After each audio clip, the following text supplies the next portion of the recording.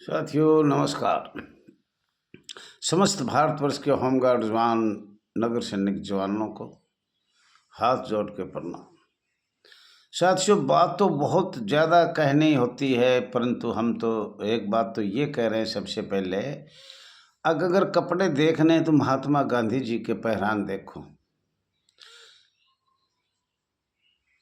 और अगर होमगार्ड जवानों को देखना है तो किसी को ये देखो, एक साल में 2 महीने की ड्यूटी नहीं मिल पाती। उनका घर परिवार कैसे चलेगा, बच्चों की पढ़ाई कैसे होगी, घर हारी और बीमारी का इलाज कैसे होगा, और अधिकारियों को जाकर हाथ जोड़ना पड़ता है, पैर पकड़ना पड़ता है कि हमें ड्यूटी दिया जाए। तो इनको देखो ना, कपड़े को मत देखो। ठीक है, बुढ़ापे में मेरे जैसा कपड़ा ऐसा ही पहनेगा और जवान बच्चे पहनते भी है, पर उन लोगों को भी ध्यान दो जो आज भारतवर्ष में जम्मू कश्मीर से कन्याकुमारी तक, आसाम से गुजरात तक होमगार्ड की हालत ऐसा है कि एक समय खाना बनता है, एक समय नहीं बनता। और जो लोग इसके बारे में जानते हैं उनको कोई आगे आने नहीं देता। बहुत से भारतवर्ष में आज भी ऐसे जवान हैं जो सब कुछ जान रहे हैं, बता रहे हैं, और बताना चाहिए भी, लेकिन उनको कोई बोलने नहीं देता। आप कब जानते हो हम 20 साल से प्रधान हैं, महासचिव है, हम वो है, ये है, इस तरह की बात कहते हैं। साथियों, इसको मत देखो, अपने पब्लिक को देखो। मोर नाचे नाचे इतने खूब खुश होता है, जब पैरों के नहीं देखता है तो उदास हो जाता है। तो जब हम कुछ भी पहने, कुछ भी कहें, लेकिन हमें इस बात का भी ध्यान रखना चाहिए, अगर हमारे हर प्रदेश के कानून अलग अलग हैं, हर केंद्र शासित प्रदेश के कानून अलग अलग हैं, विंग बॉर्डर के कानून अलग अलग हैं, तो हमने मांग किससे करनी चाहिए? क्या हम सब इकट्ठे होने से, किसी के एक लड़का है उसके पास 10 किले हैं, और किसी के पास 6 लड़के हैं उसके पास 2 किले हैं, तो क्या वो 6 वाला एक को मार कर ले लेगा? नहीं, ऐसे नहीं हो सकता। आज़ाद भारत है ये। तो अपना इस पे भी ध्यान दो।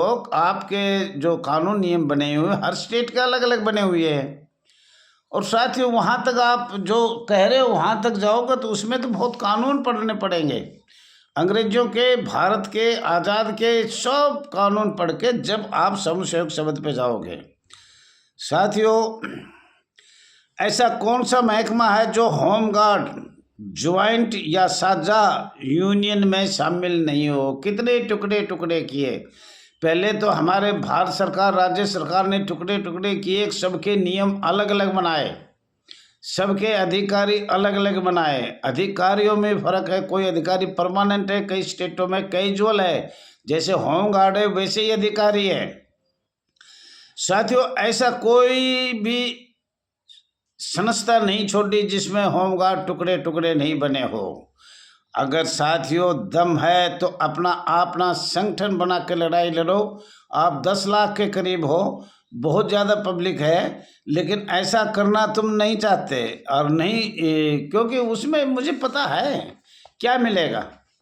अगर दूसरे में जाएगा तो उनको फ़ायदा होगा, एमएलए की टिकट मिलेगी, एमपी की मिलेगी, उस यूनियन को फ़ायदा होगा, आपको क्या होगा?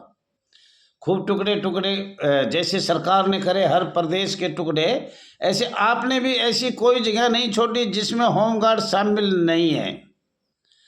साथियों, ये भी एक दुख की बात है, और काफ़ी दुख हो भी रहा है। साथियों, अपना अपना संगठन बनाइए। मैं आपसे हाथ जोड़ कर अपील करता हूँ, और ये भी क्षमा भी मांगता हूँ, किसी भाई को कुछ दर्द हुआ हो तो मैं हाथ जोड़ के माफ़ी भी चाहता हूँ।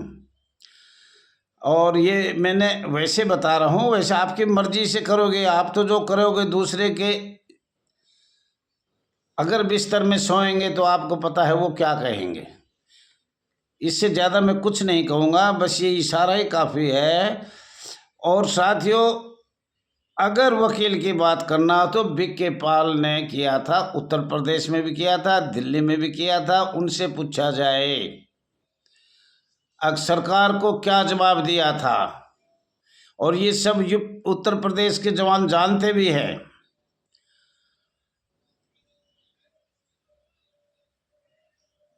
साथियों, बात तो बहुत बतानी थी, पर मैं ज़्यादा इसलिए नहीं कह पा रहा, अच्छा नहीं लगता। होमगार्ड जवानों के कितने टुकड़े टुकड़े हो रहे हैं, और राजनीतिक एमएलए, विधायक, सांसद इससे अपना टिकट लेने का जुगाड़ बना रहे हैं, पब्लिक दिखाकर। हमारे साथ इतनी पब्लिक है साथियों, बड़ी शर्म की बात है। अपने एकता नहीं कर पाते, अपना संगठन नहीं बना पाते, दूसरे के संगठन में जाना पसंद करते हो साथियों। बहुत अच्छी बात है, अपने जवानों को नहीं देख रहे कि हमारे जवानों की क्या हालत है।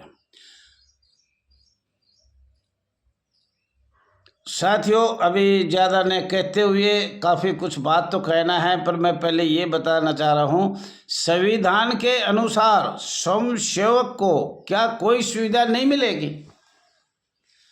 मिलना चाहिए आज़ाद भारत में। संविधान के अनुसार जब हम कंधे से कंधे मिला रहे हैं, ड्यूटी कर रहे हैं, सिर्फ इतना ही तो अंतर है। आपके कुछ लोग कोई संगठन बना है, कई संगठन बन रहे हैं, उसमें जा रहे हैं होमगार्ड। अरे पुलिस एक परमानेंट फोर्स है, वो रिटायर वाले यूनियन कर रहे हैं, उनसे क्या लाभ होगा भाई? मुझे तो पता नहीं। अपना संगठन बनाए, निकाले हुए होमगार्ड बनाए, नगर सैनिक बनाए, तो उसका सहयोग एक दूसरे को करना चाहिए। लेकिन चलो, लोगों को जो अच्छा लगे वो ही करेगा। आज़ाद भारत है, सबका अधिकार है, सबको मैंने आवाज़ उठाने का है। और लोमड़ी वाली भी बात होती है, अंगूर नहीं आता है तो बोलो खट्टे होते हैं। तो अपना संगठन नहीं बना पाए तो ये कह दिया कि भाई हम दूसरे के संगठन में जाएंगे, वो बहुत अच्छी बात है। और साथियों, हमारी तो उम्र हो चुकी, हम तो एक बात कहना चाहते थे, अगर हम भी चले जाएंगे, हमारे से पूर्वज भी चले गए, उससे पहले पूर्वज चले गए, कोई आने वाले भविष्य में होमगार्ड जो आने कहेंगे क्या हमारे पूर्वज सब ऐसे ही थे? उनको ये नहीं पता हमारा माँ कौन है, बाप कौन है, दादा कौन है, परदादा कौन है, सरदादा कौन है, और हमारा जन्म कहाँ से हुआ और स्वयंसेवक क्यों बना। साथियों, मैं सबसे निवेदन करता हूँ, कई स्टेटों में नाम लूँ तो मैं बता भी देता हूँ, जैसे झारखंड हुआ और कई स्टेट हुआ, आसाम हुआ, और भी बहुत से स्टेट हैं जो क्या मांग करते हैं। हमें जब स्वयंसेवक बार बार कहते हैं, और ये हमें भी पता है, तो हमें क्या मांग करना चाहिए? स्वयंसेवक को समान कार्य, समान वेतन, माननीय सुप्रीम न्यायालय का या सर्वोच्च न्यायालय का जजमेंट जो आया है, उस पर हमने अपनी आवाज़ उठानी चाहिए। नंबर 2, स्वयंसेवकों को कर्मचारी भविष्य निधि EPF की आवाज़ उठानी चाहिए। पहले हमने ये शर्त लेनी चाहिए अपनी जो हो रही है। और तीसरा नंबर है, स्वयंसेवक को 1 वर्ष में कम से कम, जैसे उत्तराखंड में है 12 दिन का अवकाश दिया गया है, तो ऐसा साल में अवकाश भी दिया जाए, ये शर्त लागू किया जाए। स्वयंसेवक को 1 वर्ष में बोनस दिया जाए, 1 वर्ष में बोनस दिया जाए। स्वयंसेवकों को कुछ खर्चा ले सकते हैं सरकार, पर आने जाने का किराया माफ़ किया जाए, क्योंकि हमारा बैंक से वेतन है, बैंक से वेतन मिलता है, कोई भी जमा जितने भी हम ड्यूटी करते हैं उतना कट सकता है, और हमारा आने जाने का पास बन सकता है। स्वयंसेवक रिटायर होने पर समस्त भारतवर्ष में आर्थिक सहायता मिलनी चाहिए, चाहे 10 वर्ष नौकरी के बाद निकाला, 15, 20, 25, 30, जब भी सरकार निकालती है 10 साल की नौकरी होगी, जैसे चंडीगढ़ में मिला है, ऐसे मिलना चाहिए सभी को। तो साथियों, ये मांग बहुत अच्छी, ये मांग करना चाहिए। स्वयंसेवक को, महिलाओं को मातृत्व छुट्टी मिलनी चाहिए, और जवानों को पितृत्व छुट्टी मिलना चाहिए, और वर्दी का नगद पेमेंट होना चाहिए। स्वयंसेवक बैंक द्वारा वेतन प्राप्त किया जाए, अगर किसी प्रदेश में नहीं हुआ है तो, पर बता रहे हैं सभी प्रदेशों में बैंक द्वारा हो चुका है। स्वयंसेवक को महंगाई भत्ता मिलना, TADA, ये सब सुविधा मिलनी चाहिए। ऑन ड्यूटी शहीद हो जाता है कोई जवान, तो उसको एक पुलिस के समान जो सुविधा पुलिस जवान को मिलती है वो मिलना चाहिए। कंधे से कंधा मिलाकर ड्यूटी कर रहे हैं। 365 दिन लगातार हर जवान को ड्यूटी मिलना चाहिए। और साहब ये भी ध्यान रखना है, साप्ताहिक छुट्टी की मांग किया जाए, ESI मेडिकल सुविधा की मांग किया जाए। अगर ड्यूटी पर ज़रूरी कार्य हो जाए तो उसको छुट्टी दिया जाए। बहुत से अधिकारी ऐसे करते हैं, जिला कमांडेंट। ये तो एक चेन बन रही है, देखो जी, सबके उस पर आ रहा है।